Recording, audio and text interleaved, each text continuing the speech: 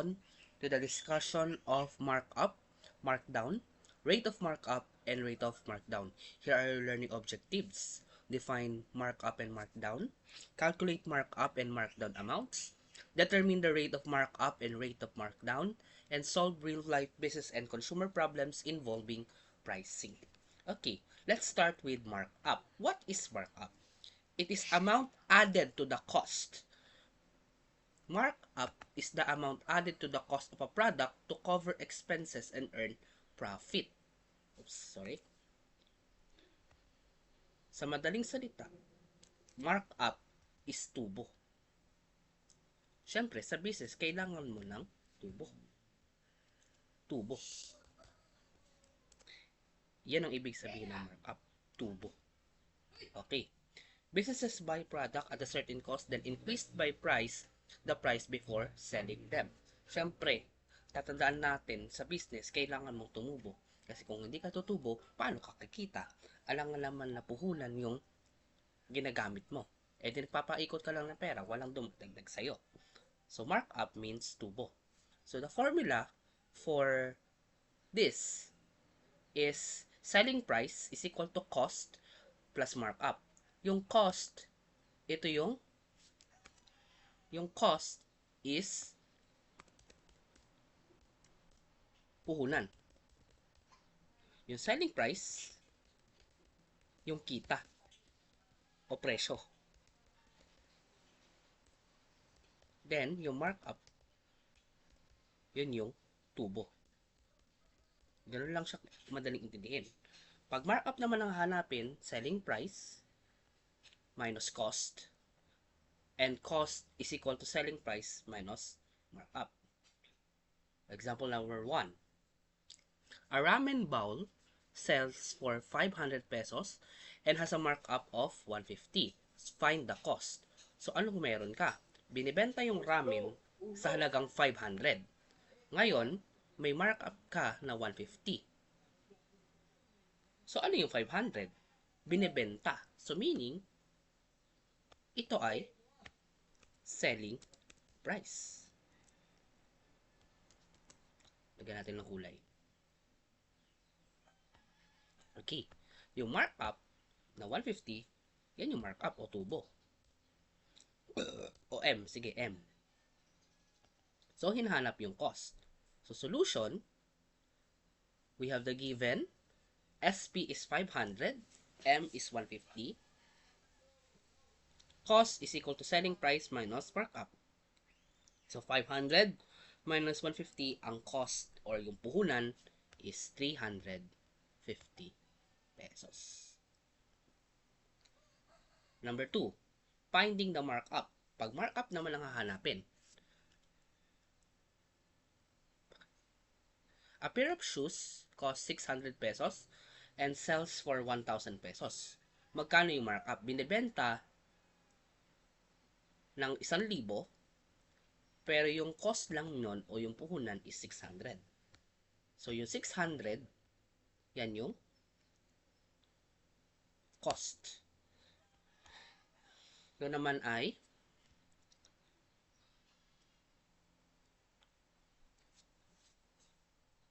selling price. So, hinahanap yung markup. So, markup, selling price minus cost, 1,000 minus 600, markup is 400. Sige, magbigay ako ng isa pang example. Kanina, hinahanap natin yung markup, tapos hinahanap natin yung selling price. Ngayon, tignan natin, paano naman kapag yung cost ang nawawala. Example, bumili ako ng bag, elite bag. Yung selling price nun is 1,100. Yung cost nun, yung markup na nandun is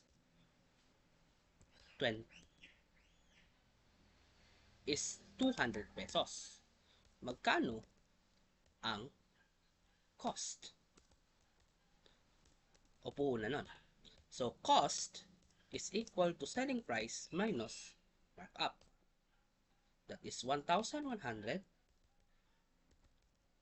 minus 200 pesos.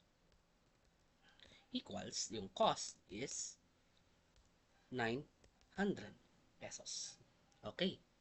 Okay na tayo. So, yun. Binigay ko na example ng cost, markup.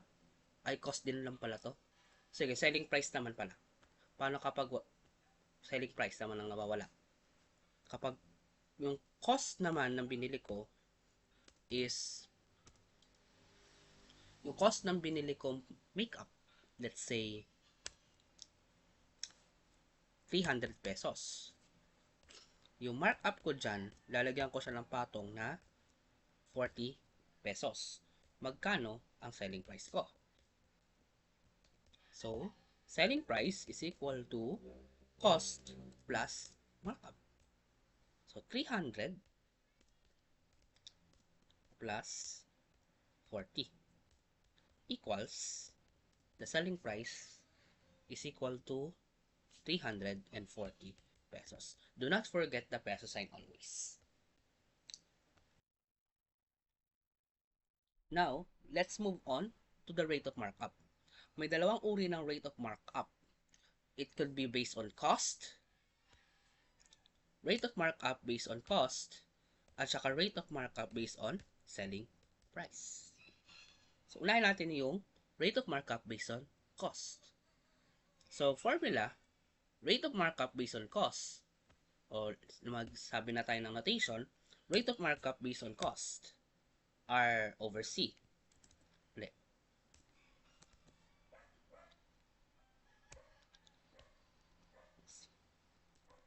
Rate of markup based on cost is equal to markup divided by cost times a factor 100. Yan ay rate of markup based on cost. Example, a hoodie costs 1,200 and sells for 1,800.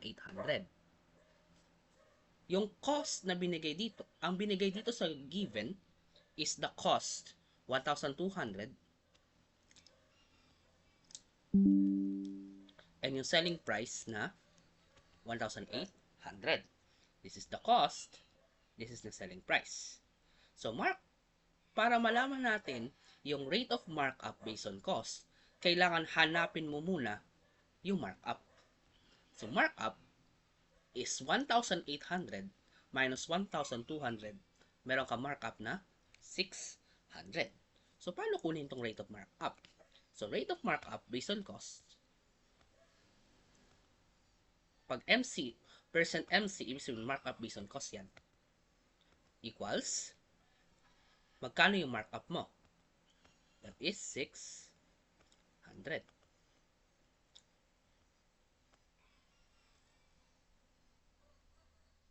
Divided by,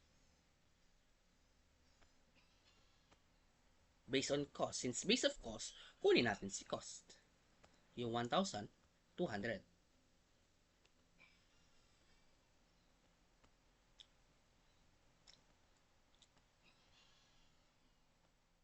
Oops, lumabas na. Okay lang. So, times 100%.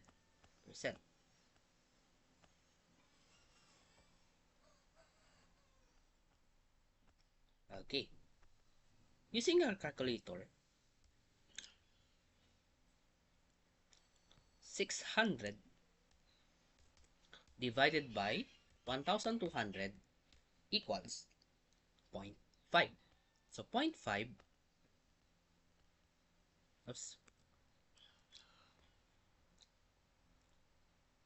times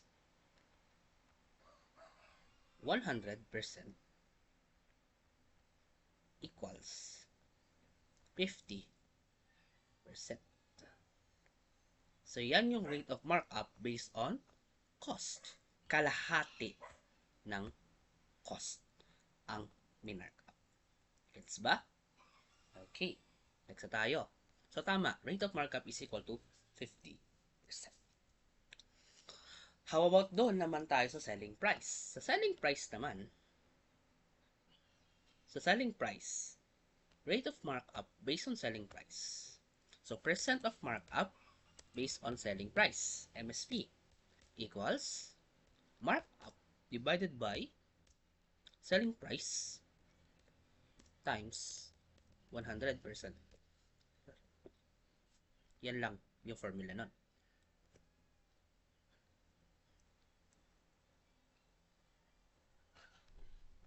Okay. The formula is markup divided by selling price times 100%. Example, a bag cost 800 and sells for 1,000 pesos. So, meron kang cost, meron kang selling price. So, ano ba yung markup? Markup. Kunin muna natin si markup. Markup is equal to selling price minus cost.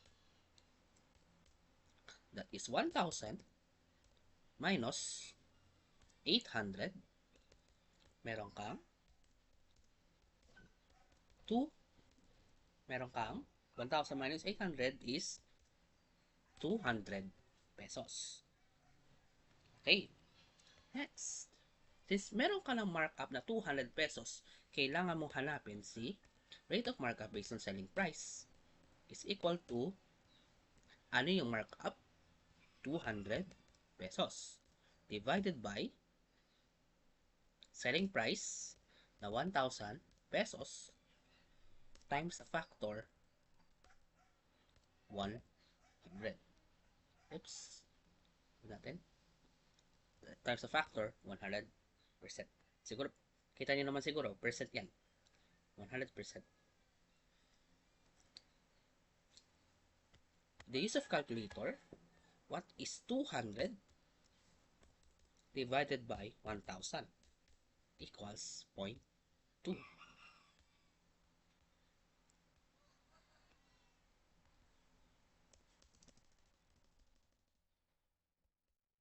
0.2 times the factor 100%.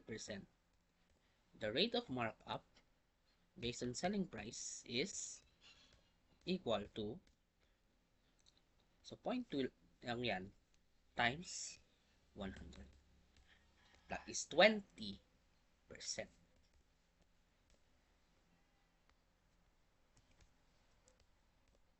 So, tignan natin ha. The rate of markup is equal to 20%.